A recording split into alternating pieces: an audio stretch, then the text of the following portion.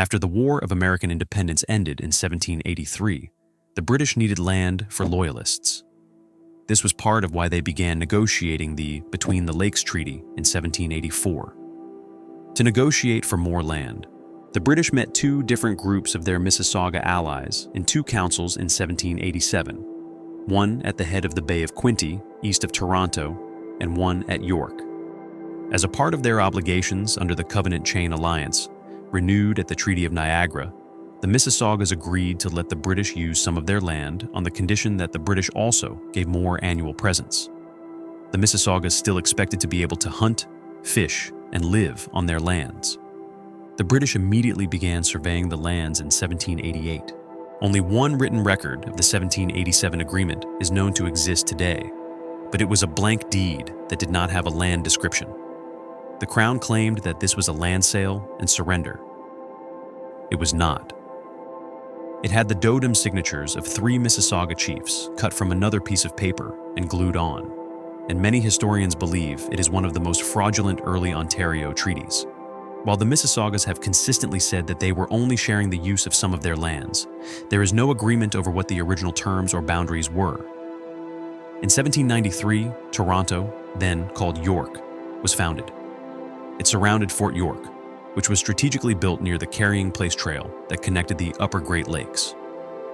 While beginning to survey the Mississaugas lands that the Crown claimed to have bought, the colonial officials discovered that the deed that was attached to the 1787 agreement was blank. This made their claim to the lands of the newly established city invalid. In the 1790s, the Mississaugas were frustrated with the British. They weren't honoring their responsibilities within the Covenant Chain Alliance, and colonial officials recognized this. In 1796, things were made worse after a British soldier killed Mississauga chief Wabakananai, who had signed the original 1787 agreement, and colonial officials grew worried about the validity of their claim to Toronto. So, they called a 3-day council in 1805. To settle confusion about the blank deed from 1787, colonial administrators drew up multiple maps. Chief Quinnipianon explained that the Mississauga didn't remember the exact boundaries.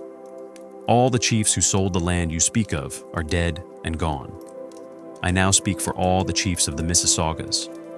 We cannot absolutely tell what our old people did before us, except by what we see on the plan now produced and what we remember ourselves and have been told. When the British realized the Mississaugas couldn't confirm the exact original boundaries, they presented their map that claimed much more land. As a colonial official recognized just 1 year later, the false map had been used to defraud them of much more land than initially agreed upon.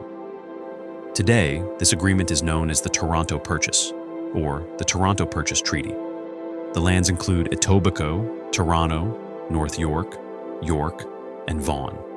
1 day after that treaty document was signed, the British asked the Mississaugas to share an extra 70,000 acres west of the boundaries they drew up, to clarify the 1787 treaty. Chief Quinnipianon was not happy, and made it very clear to the British that they had not honored their obligations within alliance and the 1787 agreement. If they were going to negotiate more agreements, the British had to do better. After further negotiations, a document was signed for additional lands in September 1806. Today, this second agreement is known as the Head of the Lake Treaty. This included modern-day Oakville, Mississauga, and much of Burlington.